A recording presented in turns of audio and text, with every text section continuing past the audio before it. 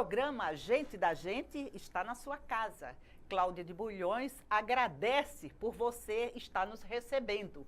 Eu sei que você está no seu bem bom, se está nos assistindo determinado horário da noite, você está na sua casa, sapeando e nos encontrou. Que maravilha! Muito obrigada. O programa Gente da Gente, na sua casa. Quero, antes de mostrar o nosso entrevistado, pedir desculpas, porque na semana passada nós dissemos aqui e anunciamos que a revista cultural Gente da Gente iria ser lançada em um dia.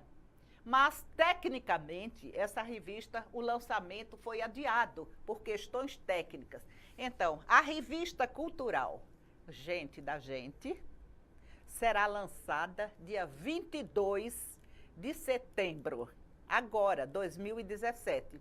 Queremos convidar vocês para irem até lá. Vai ser uma festa muito bonita, lá no Hotel Ponta Verde. Hoje nós vamos conversar sobre diversas coisas. Vocês sabem que o meu programa, ele preza pela espontaneidade, ele preza pelo bate-papo. E hoje nós estamos conversando com nada mais, nada menos que o Dr. Erlich Falcão. O Dr. Erlich Falcão, ele é especializado em trânsito. Prazer tê-lo aqui, doutor. Prazer é meu, obrigado pelo convite, estou à sua disposição para falarmos sobre Maceió e o trânsito. Ele não vai falar só sobre trânsito, ele vai falar também sobre Maceió antiga. Mas, como ele é especialista, ele é estudioso, ele é pesquisador, nós começamos perguntando a ele o que é ciclovia, o que é ciclofaixa, o que é faixa azul. Vamos por etapa, né, meu doutor? Vamos por etapa. Faixa azul, todo mundo já sabe. Mas não custa nada a gente relembrar. Isso. Então, a faixa azul é aquela faixa realmente com a demarcação, uma linha azul, chamando a atenção dos motoristas, que é uma faixa exclusiva para a passagem dos ônibus. Certo. Né?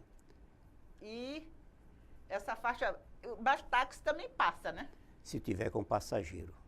Certo. Apenas o motorista ele tem que estar na faixa dos carros comuns. Entendi. Então, essa é a faixa azul. Faixa azul. Agora, ciclofaixas. Ciclofaixas são aquelas faixas pintadas exatamente nas faixas ou nas vias por onde passam os carros. Aquilo são chamadas ciclofaixas. Elas não têm uma separação física com relação àquelas faixas dos veículos comuns, normais. A separação é apenas uma pintura. Uma pintura. Entendi. Aí tem as ciclovias. A ciclovia é diferente da ciclofaixa. Ela está fisicamente separada da via dos carros. Pode ser através de um canteiro, de um meio-fio, porque ela é exclusiva para a passagem do ciclista. Então, a gente dá como exemplo a praia. A praia, a orla. A orla tem uma ciclovia lá. Tem uma ciclovia. Olha que coisa interessante. Porque meu telespectador, eu me coloco no seu lugar. Às vezes aparece assim, vai ser inaugurada a ciclovia tal, não é, Falcão? Correto. Vai ser inaugurada a ciclofaixa, tem ciclofaixa, né? Tal.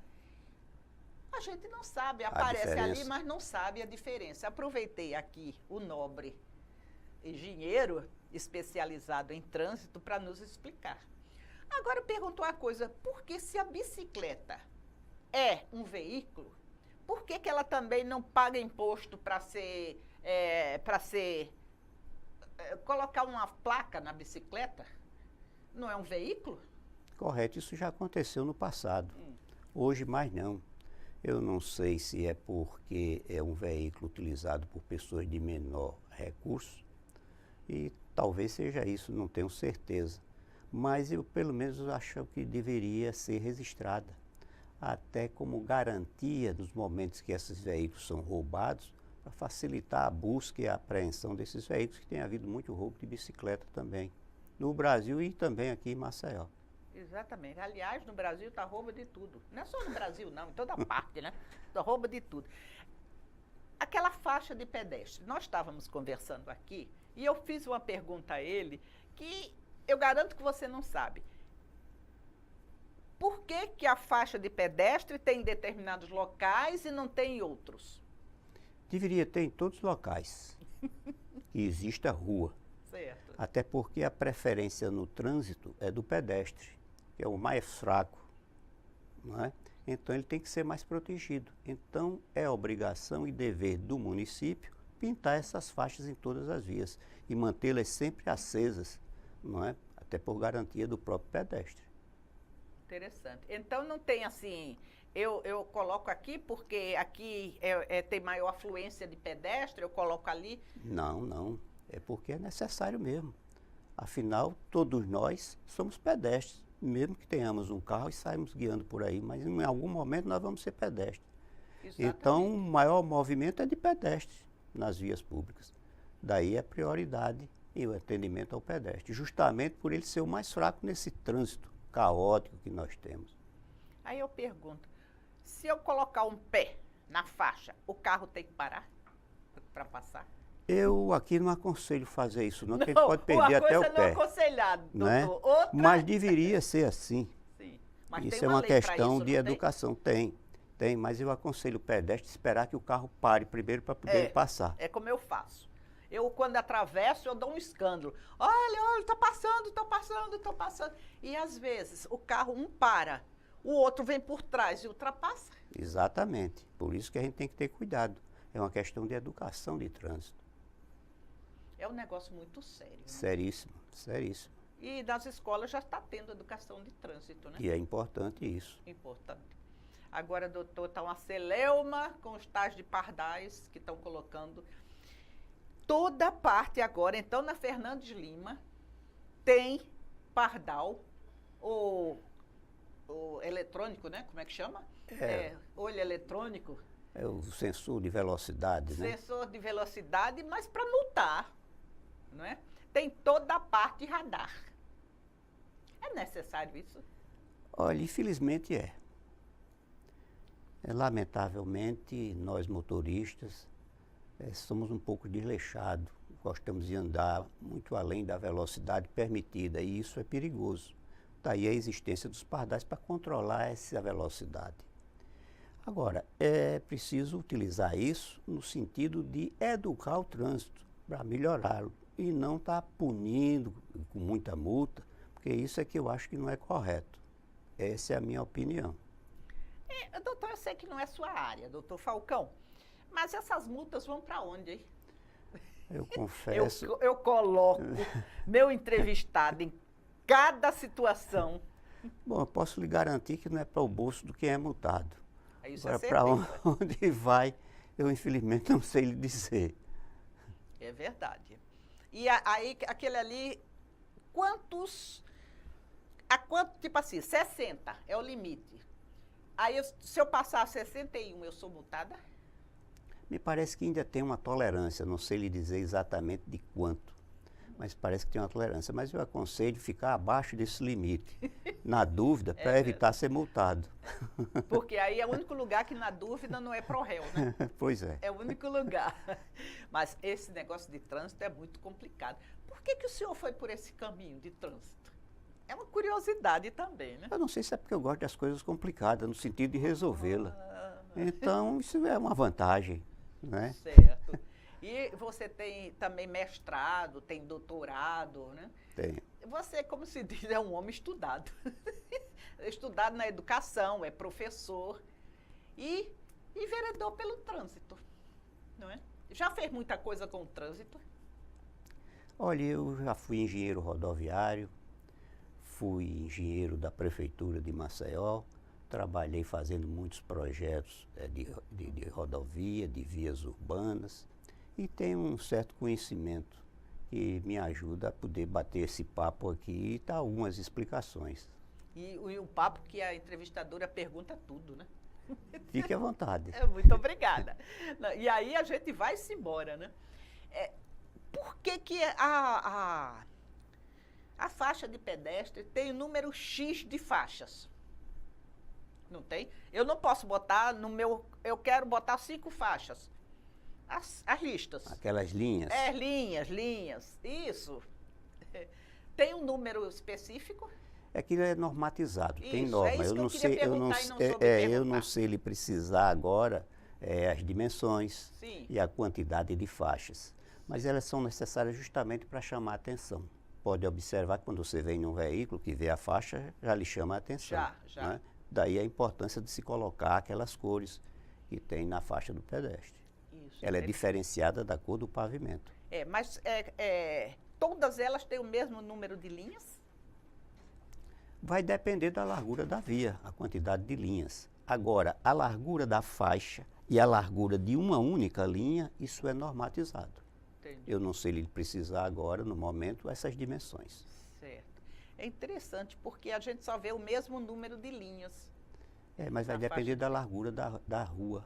Ah, Entendeu? A quantidade de linhas vai depender porque a faixa é maior. Então aparecem mais linhas. Agora, cada linha daquela, ela tem uma largura pré-definida, por norma. Entendi. É interessante a gente saber sobre trânsito. Multa é uma coisa que você é a favor de ter multa de trânsito. Não sou a favor, não. Não? Não, eu sou a favor da educação do trânsito. Eu acho que a gente está precisando Falou mais... o professor, né?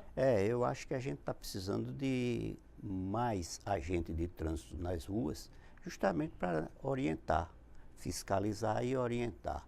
Multa em último caso. Porque a gente vê muito agente de trânsito multando e não orientando. É isso que está faltando. Aí a gente diminui a multa e ficamos mais educados. Mas antes deles nos educarem, eles teriam que se educar. Também, lógico. Só posso educar se eu for educado. Senão e se eu souber eu vou como, deseducar. É verdade. É um negócio meio complicado esse negócio de trânsito. E aí eu pergunto também tudo. Esses fios que tem na rua, eles não atrapalham os radares? Porque o radar é numa posição, né? Aí tem os fios assim. O radar não vê os fios também, não? Eu não conheço a tecnologia disso aí. Certo. Mas eu acredito que a câmera que focaliza A placa. o veículo, Sim. ela é direcionada justamente para evitar os fios e a arborização. Então pega exatamente o veículo e a placa. É porque eu estou, meu telespectador, fazendo perguntas a ele, que não, até que nem é da sua área, né? Isso é mais do trânsito em termos, vamos dizer assim, de tecnologia, porque a sua área é da engenharia de trânsito, da organização das ruas, não é isso? Isso. Interessante. Cada um tem a sua área. Meu telespectador, vamos dar um intervalo e voltamos já com o doutor Falcão, mas não falando sobre trânsito, falando sobre Maceió Antigo.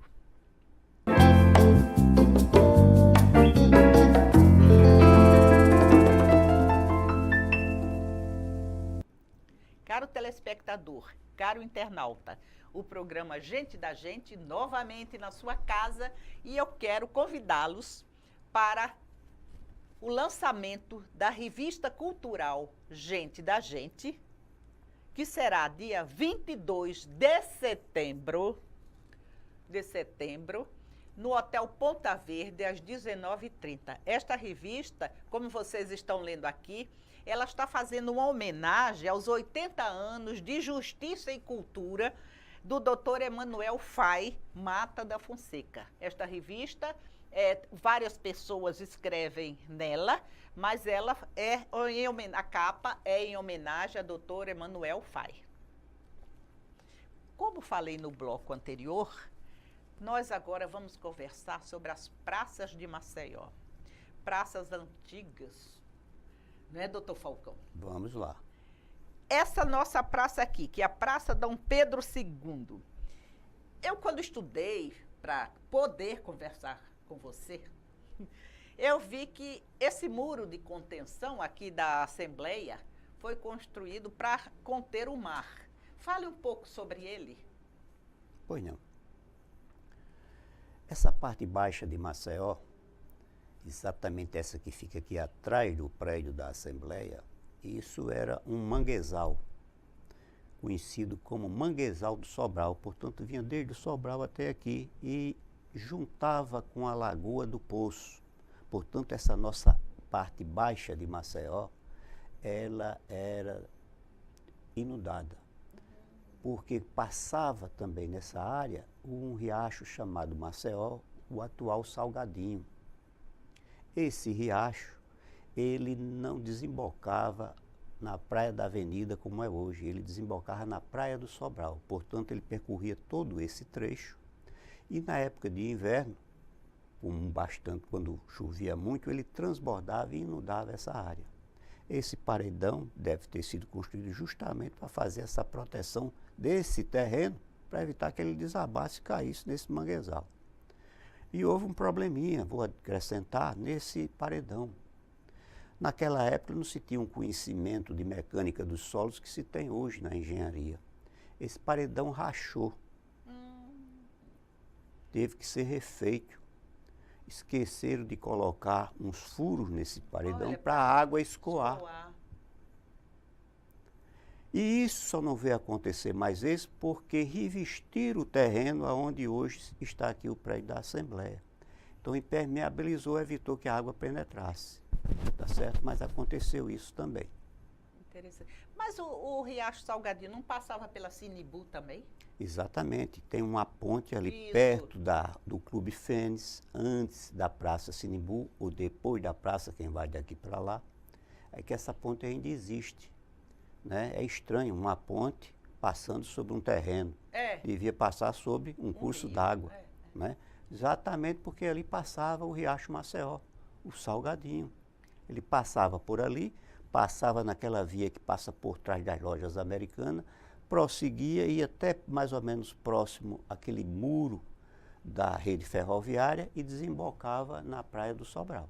Mas esse era o curso normal dele? Era o curso normal. E eu quero acrescentar também, da outra informação importante, que todo curso d'água natural, ele também funciona como um canal de drenagem.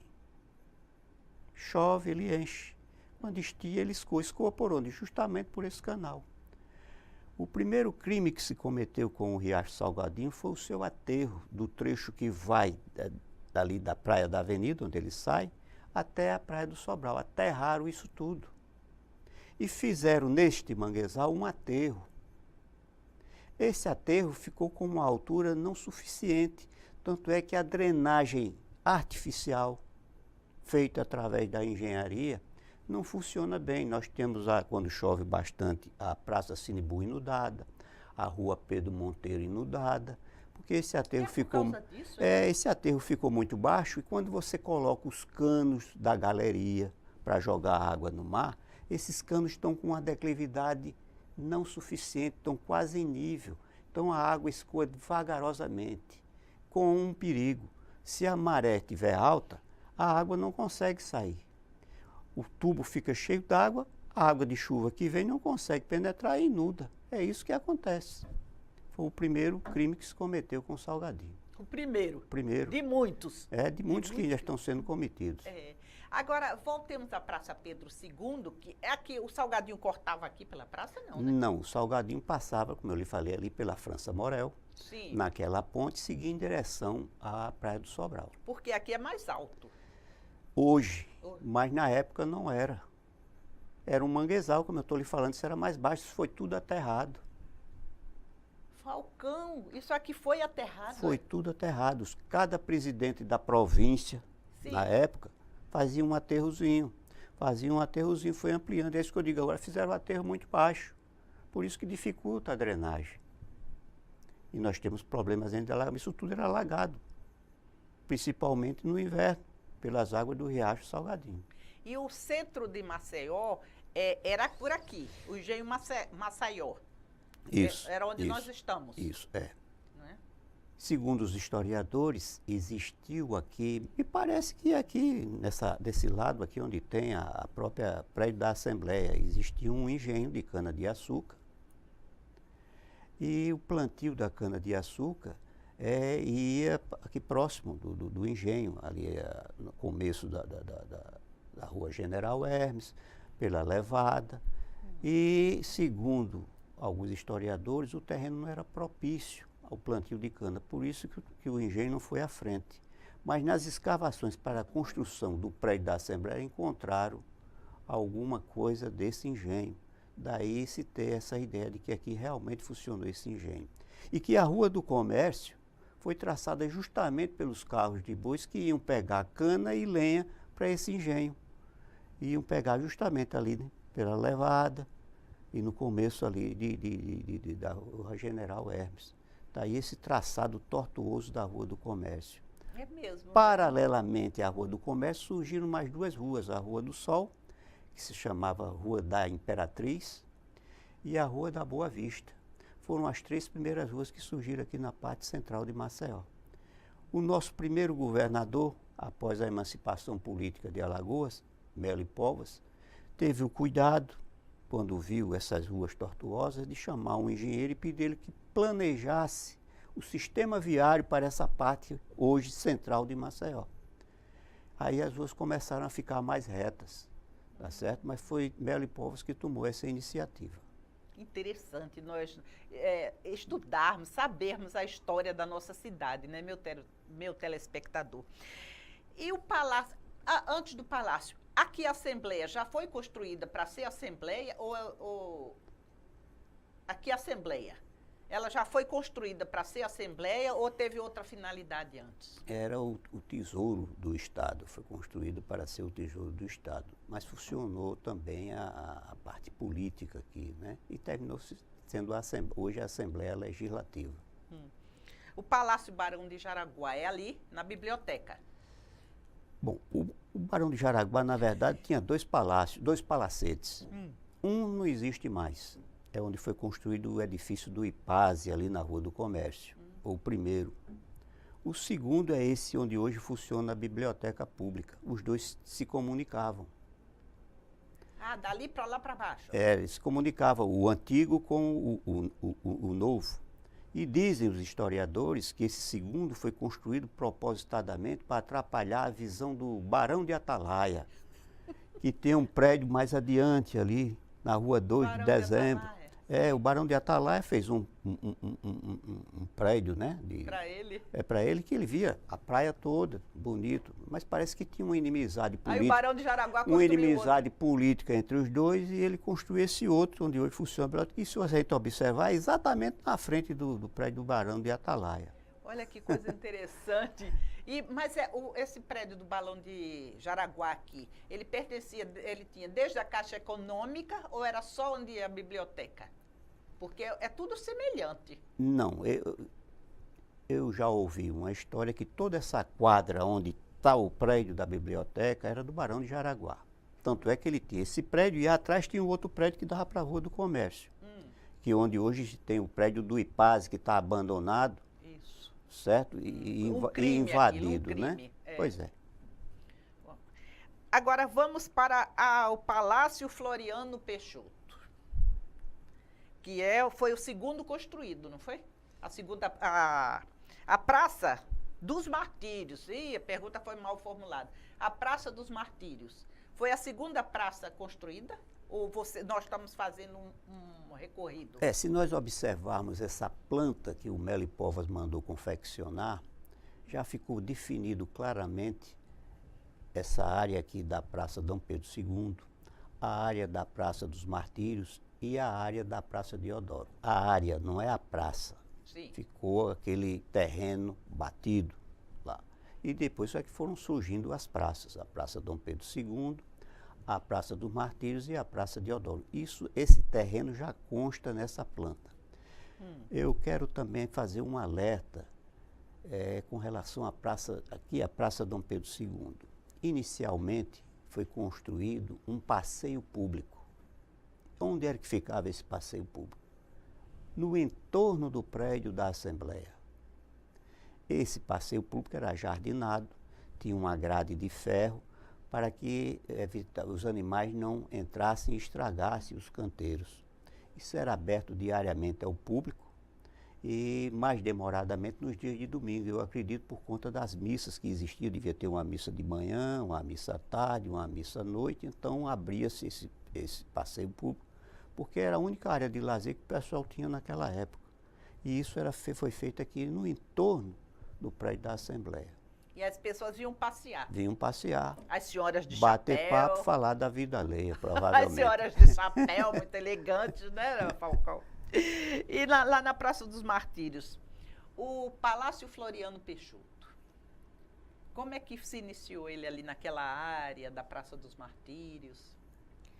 O primeiro palácio, cujo prédio ficou conhecido como Palácio Velho, é exatamente esse que ficava atrás aqui do prédio da biblioteca.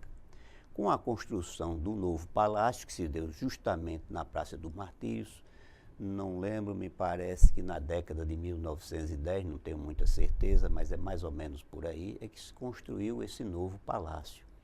E se transferiu, então, o palácio lá para esse novo prédio. O Falcão, mas o pessoal fala muito que a Igreja dos Martírios era muito rica. Esclarece isso, que foi fundada pela Irmandade Bom Jesus dos Martírios, né? Por Manuel Luiz Correia, que era um homem muito rico, disse que essa irmandade só entrava quem era rico. Bom, nas minhas pesquisas eu não encontrei essa informação, pode ser até que seja verdade, mas que foi a Irmandade dos Martírios que realmente começou a construir a igreja e concluiu, isso é verdade. Foi, né? Interessante. E esse Manuel Luiz Correia, ele era o chefe dessa fundação da Imaculada Bom Jesus? Você tem notícia disso? Não. Tem não, né? Tem. E onde funcionava a Intendência Municipal, que hoje é uma secretaria da Prefeitura, ali era um palácio, não era? Era. A Intendência Municipal era a Prefeitura de hoje. Naquela época chamava-se Intendência. Foi um prédio construído por Demócrito Brandão Gracindo, pai do Paulo Gracindo. Isso. Então foi ele que, quando ele foi, não era prefeito, era intendente, chamava-se intendente, mas tinha a mesma função, só que o intendente não era escolhido pelo povo, era uma comissão que escolhia, não é, o intendente. E ele tinha participado dessa comissão e depois foi escolhido para ser o intendente e aproveitou e construiu o prédio da intendência, que é aquele também que fica na Praça do Martírio, de frente ao ponto de ônibus. Isso. Meu telespectador, vamos conversar mais sobre Maceió, sobre as praças, daqui a pouco. Vamos para o nosso intervalo.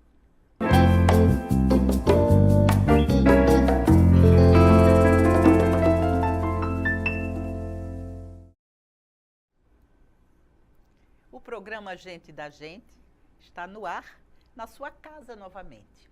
Hoje nós estamos entrevistando o engenheiro Dr. Falcão, que entende muito, é um pesquisador, ele entende de praças e da história de Maceió, história antiga, não é isso, doutor Falcão? Um pouco, viu? Um pouco. Não exagere. Modesta.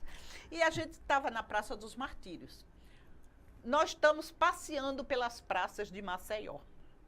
Eu estava com o doutor Falcão, né, que é o meu amigo Falcão, rotariano, estávamos na Praça dos Martírios. Aí saímos, demos uma voltinha, vimos até quando tinha a fonte do Major, lembra? Lembro. A fonte do Major, que todas as moças iam andar, passear ali, era o que me quer na época. De Cuscuzeira. Cuscuzeira. Aí tinha luzes. Isso, muito bonita. Lamento que esteja lá abandonada. Exatamente. Agora, o Falcão, a gente agora vai para qual praça passear? Eu tenho uma sugestão. Vamos para a Praça Dona Rosa da Fonseca? Fica no itinerário. Itinerário. Em direção à Praça Deodoro. Isso. Como é que está essa praça? Ninguém mais sabe dessa praça, não. Ela estava, não está mais. Já foi uma praça. Inaugurada também por Demócrito Brandão Gracindo, na mesma época em que ele inaugurou o prédio da Intendência Municipal. Lá colocou o busto de Dona Rosa da Fonseca, virado para a igreja. A Igreja do Livramento. Igreja do Livramento. Depois veio um prefeito, não lembro o nome dele agora, e deu um giro de 90 graus e inclinou Dona Rosa da Fonseca para a Rua da Boa Vista. Com o passar do tempo, surgiu ali vizinho um bar chamado Bar do Chope, que resolveu colocar umas mesinhas ali na praça. E quando a gente menos esperou, não tinha mais busto da Dona Rosa, não tinha mais banco, e virou um ambiente do Bar do Chopp. Eu não sei hoje a quem pertence. E todo mundo só chama assim, a Praça do Bar do Chopp. Exatamente. Acabou a Praça Dona Rosa da Fonseca. Acabou. Dona Rosa da Fonseca deve estar tão satisfeita, né? Eu não sei onde é que anda o busto. Nem o busto dela se sabe mais por onde anda. Deve estar guardado na prefeitura, em algum lugar. Tomara que sim, né? Coitada, ela foi retirada para se colocar um bar. Né? Foi. Ô Falcão, aí no nosso passeio a gente saiu do Bar do Chopp, que é a Praça Dona Rosa da Fonseca. Peraí, e hoje no Correio, como é que chama aquilo ali? Deve ser a Rua da Igreja e a Rua Boa Vista, né? Qual? O Bar do Chopp, o endereço, é praça ou é bar mesmo? Se eu for escrever para ali.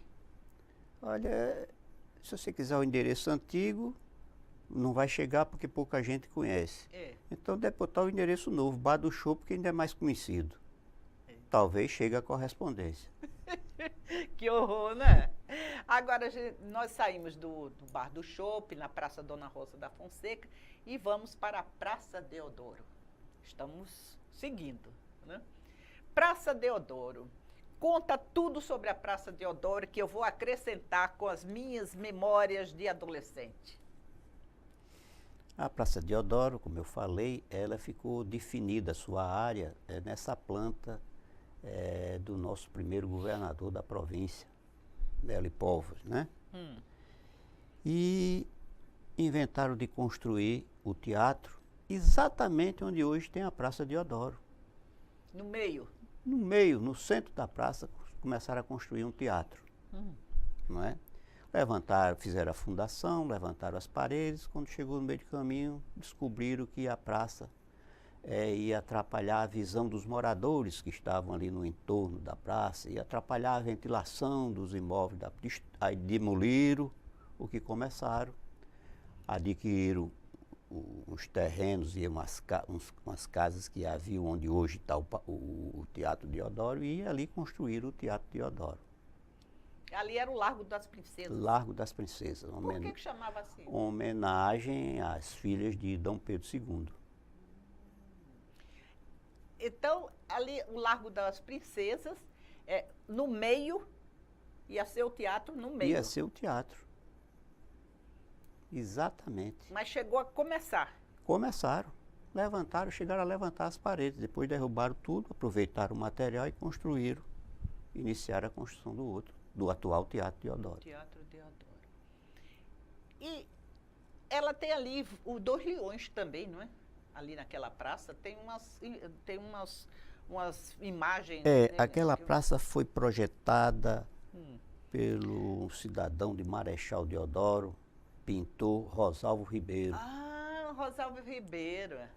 Projeto dele, foi o projeto de Rosalvo Ribeiro. E ele colocou em cada canto da praça uma figura de um índio, com um jacaré, com uma cobra, e os outros 2 eu não me lembro, mas em cada canto tinha uma imagem dessa. Isso foi a ideia do Rosalvo Ribeiro. E interessante que ainda existem algumas imagens lá. Não, lá ainda parece que permanecem lá essas imagens lá.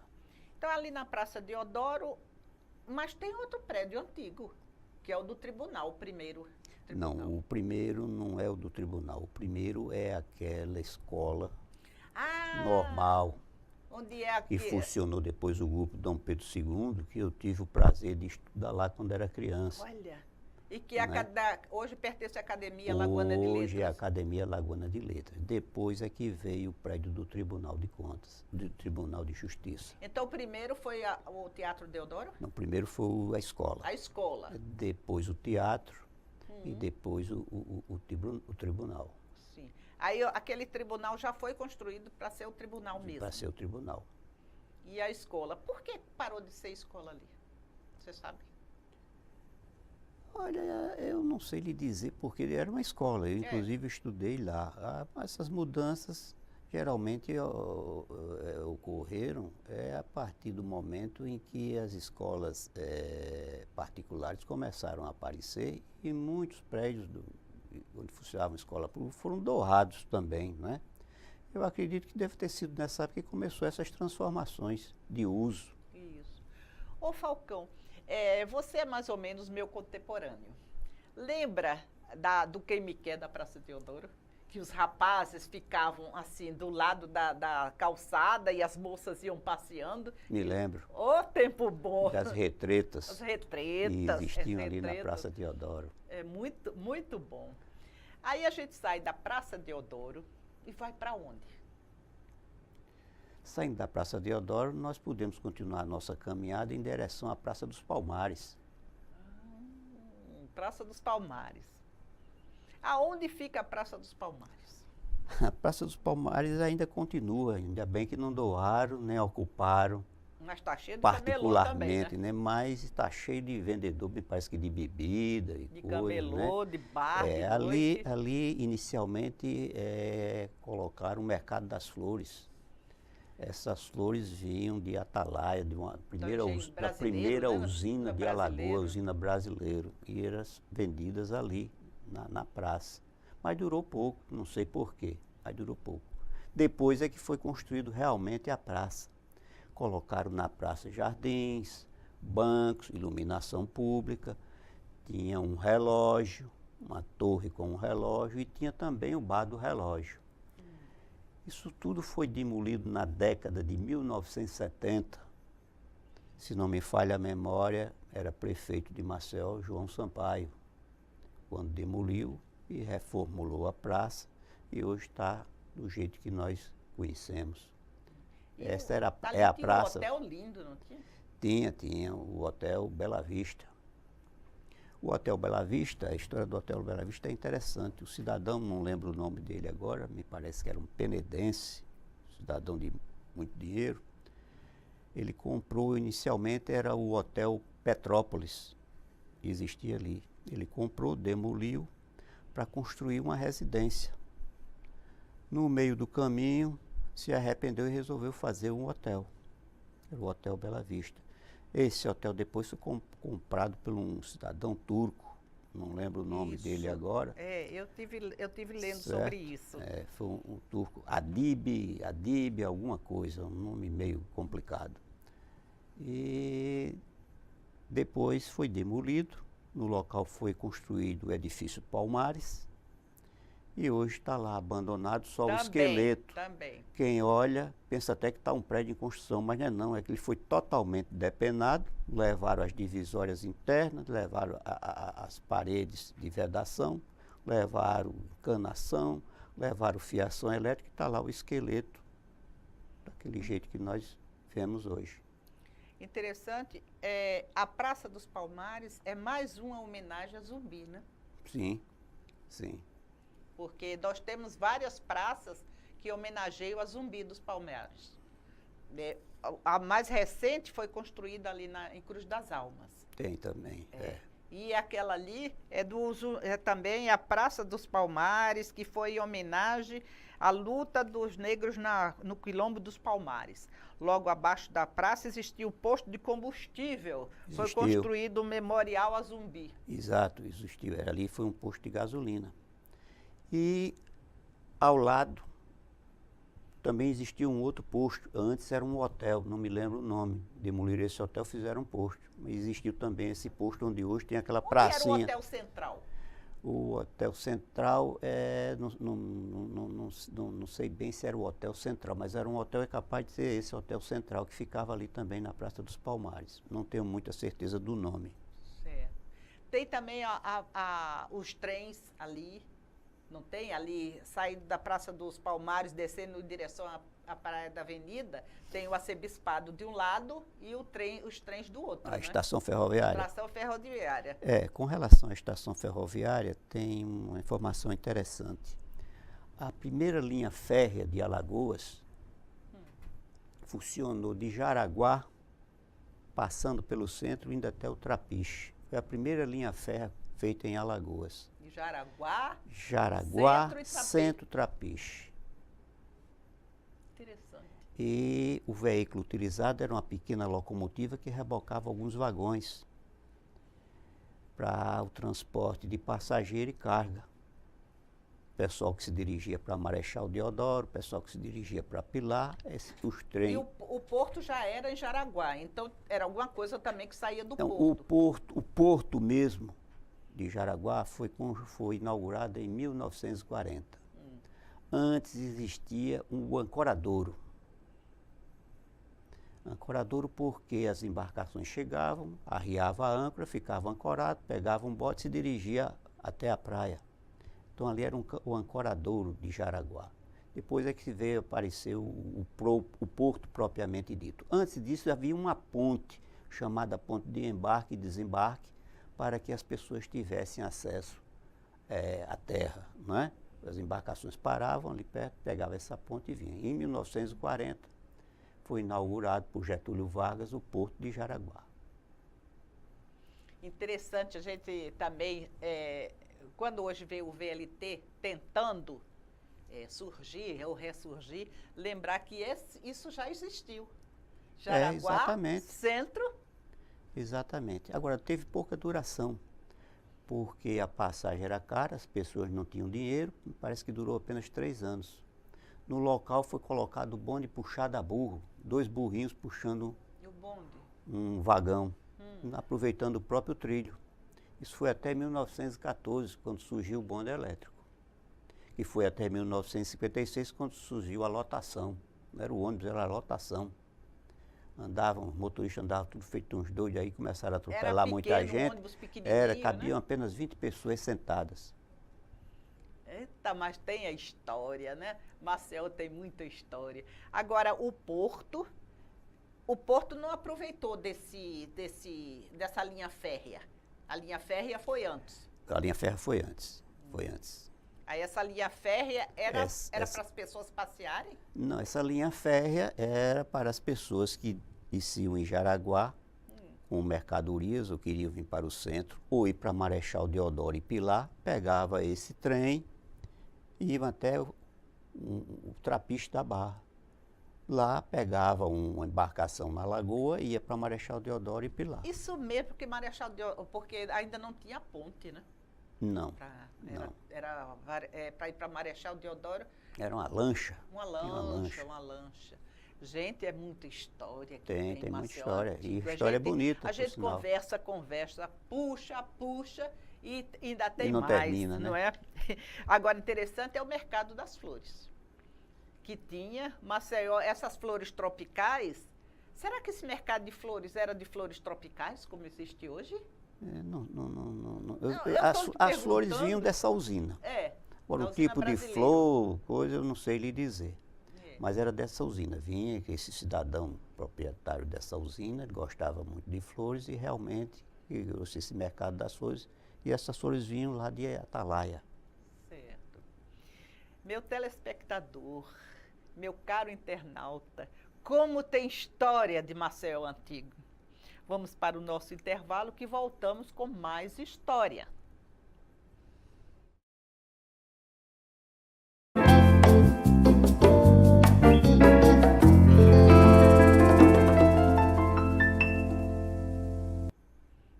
Caro telespectador, caro internauta, novamente na sua casa com o programa Gente da Gente.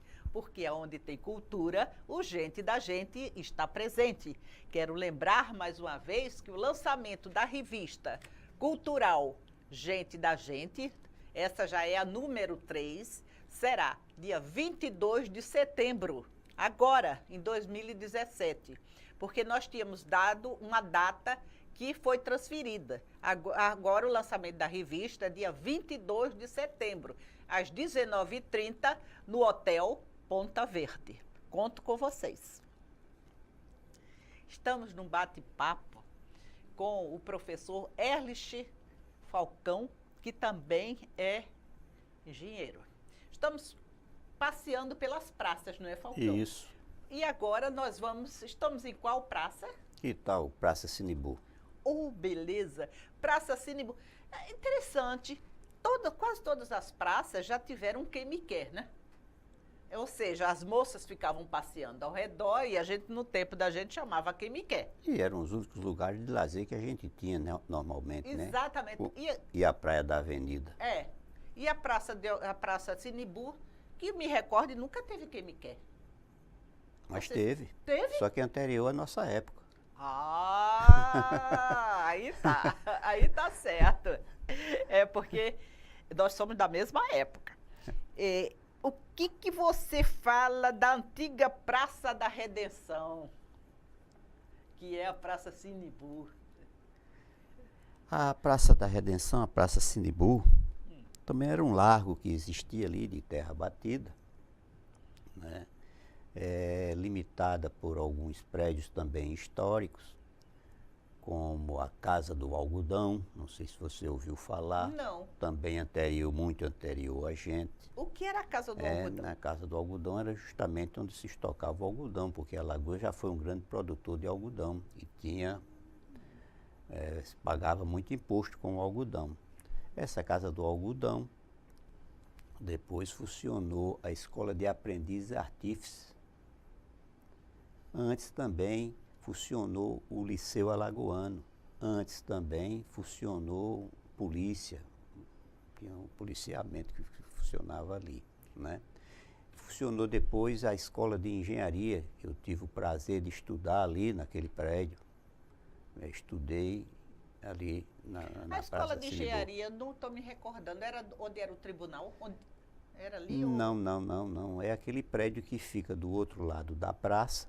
Sim. Certo? Onde hoje é a reitoria, prédio da reitoria. Ah, tá certo.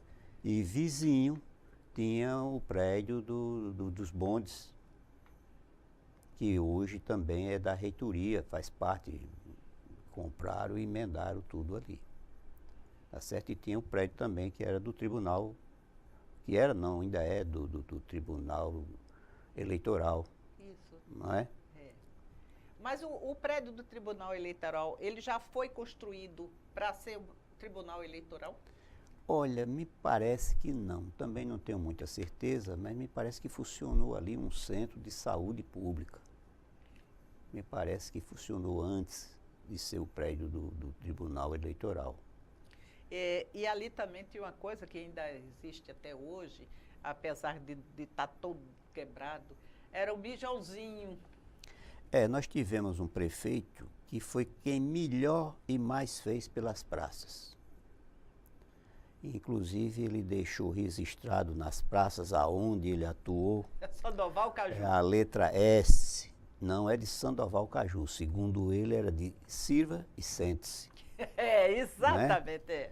Mas foi Sandoval Caju, na minha opinião, quem mais cuidou das praças de Maceió. E o Mijãozinho foi colocado justamente na época em que o prefeito era Sandoval Caju. E hoje? O Mijãozinho não mija mais. Hoje só sobrou o mijo. Tá tudo tão sujo. E ali ficou agora a Praça dos Sem Terra. Também. A Sinibu. Também. É interessante também, Cláudia, que a Praça Sinibu, o primeiro nome oficial da praça foi Euclides Malta. Praça Euclides Malta. E foi Euclides Malta, se não me engano, que mandou fazer a estátua do Sinibu. Sim. E essa estátua do Sinibu foi colocada na Praça do Mercado Antigo, não é o mercado atual. Um mercado que existiu ali de frente à igreja de São Benedito, onde hoje tem o prédio que funcionou, a Secretaria de Educação, onde funcionou o Colégio Estadual, que eu também estudei ali. Não é? Certo. Aí um governador seguinte, não me recordo agora o nome, pegou a estátua do Deodoro, colocou na Praça Sinibu e denominou a praça de Praça Sinibu. Não sei se você sabia dessa história. Não, sabia não. Pois é. Sabia não. Porque eu só não entendo uma coisa. Por que desviaram o salgadinho dali? Aí eu sei. Oh! Claro que ele sabe. É como eu falei, né? Ali foi aterrado. Mas por quê? O Salgadinho, vou lhe explicar. O Salgadinho tinha o percurso que ele tem hoje. Quando ele chegava próximo à Praia da Avenida, ele não saía na Praia da Avenida.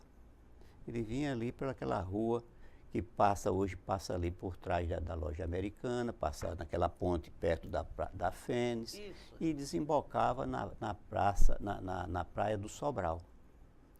As casas que existiam na Rua da Praia, a frente dava para a Rua da Praia e o fundo dava para o Riacho Salgadinho.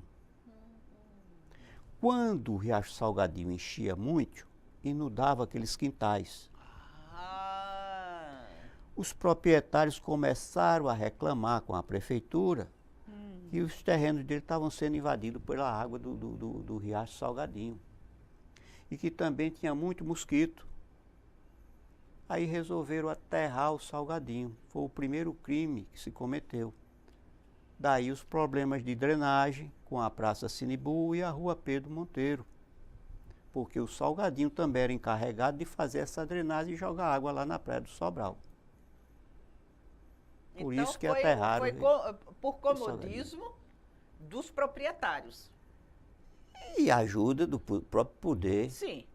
municipal, né? Isso. Exatamente. Mas foi assim que começou. E tirou, ele não mais foi jogado no Sobral, né? Não, passou a ser jogado na Praia da Avenida. Mas o Riacho Salgadinho já foi um riacho perene, se tomava até banho e se pescava no Riacho Salgadinho. Hoje, se você se arriscar a fazer isso, você vai pescar sandália, sapato, cachorro morto e outras coisas mais. E não se tem esperança de melhorar o Salgadinho, né? É lamentável, porque solução tem. Simples, mais barata e objetiva, porém mais demorada. Talvez seja por isso que não se adota essa solução. Ficam nessas soluções paliativas. E qual seria essa solução? A primeira é educar o povo, né? Não tem nem dúvida. Não é nem, não é nem isso. Eu vou contar um pouco, aproveitar a oportunidade, vou contar um pouco mais sobre o Riacho Salgadinho, que eu já andei pesquisando também sobre isso. Na verdade, o Salgadinho é uma continuação do Riacho Reginaldo. Não é?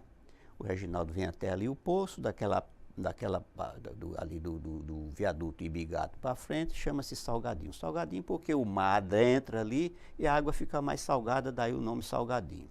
Pois bem... Puxa, eu nunca tinha pensado nisso. Pois é. Salgadinho é porque é salgado. Cláudia! Pois é. Viu? E na década de 1910 começou-se a ocupação das margens do Vale do Reginaldo, do Riacho Reginaldo.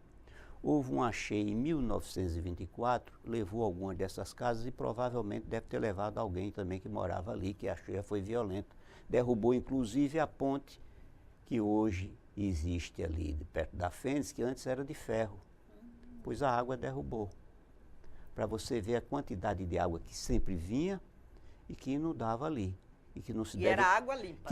Água limpa, e não se devia, portanto, não era uma área que devia ser preservada e nunca ser construída ou ocupada. Então fizeram essa retificação do Riacho Reginaldo. O que é a retificação? É corrigir aquelas curvaturas, torná-lo mais reto para escoar a água mais rápido. E está correto. Só que esqueceram uma coisa. Quando você retifica o canal acima, tem que entender que essa água vai chegar mais rápido abaixo, que é o local onde tem um Salgadinho, o bairro do Poço. Daí aquelas inundações que a gente vê quando chove muito ali no bairro do Poço. Com um agravante. Se a maré estiver cheia, o que é que acontece? A água vem, bate na água do mar, sobe mais ainda.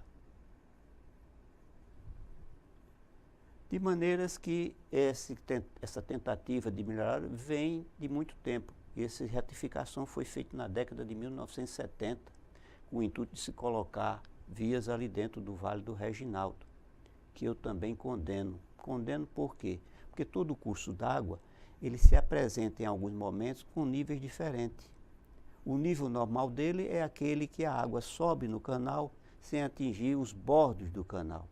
Quando a água atinge o bordo do canal, é um outro nível chamado de enchente. Quando ele transborda, nós temos as inundações. Portanto, isso é um fenômeno natural.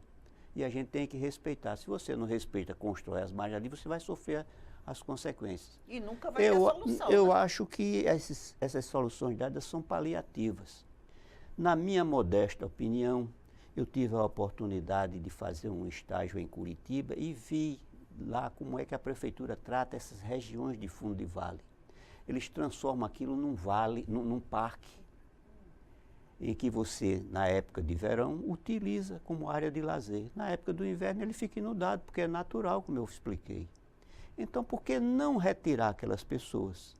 Colocar numa área decente, com toda a infraestrutura, água, luz, saneamento, enfim, tudo que é necessário para que você tenha condição de vida. Colocaria aquelas pessoas, o dinheiro que já se gastou, o dinheiro que se vem sendo gasto e que ainda precisa ser gasto, é suficiente para fazer a retirada daquele pessoal para 3 ou 4 vezes mais terrenos do que está construindo ali dentro. Essa é a minha opinião. Uma opinião de quem sabe. Muito obrigada pela sua presença. Espero tê-lo mais vezes para que a gente possa aprofundar cada vez mais esse estudo. Eu aqui agradeço o convite e estou à sua disposição.